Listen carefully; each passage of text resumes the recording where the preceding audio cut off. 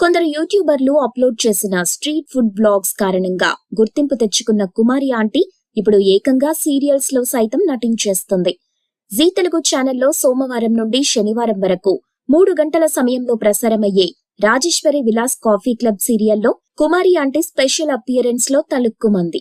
నిజానికి ఈ సీరియల్ కూడా హోటల్ మరియు వంటలకు సంబంధించినదే. అయితే ఈ సీరియల్లో రుద్ర అనే ఇంటర్నేషనల్ షెఫ్ గుడి ప్రసాదాలు తయారు చేసే టెండర్ దక్కించుకునేందుకు సాంప్రదాయ వంటలు చేయటంలో ధీటైన ఈశ్వరితో పోటీ పడాల్సొస్తుంది. అయితే ఆ పోటీలో భాగంగా ఓ రౌండ్ లో ఈశ్వరి స్టేజ్ మీద రెసిపీ గురించి చెప్పాల్సి వస్తుంది.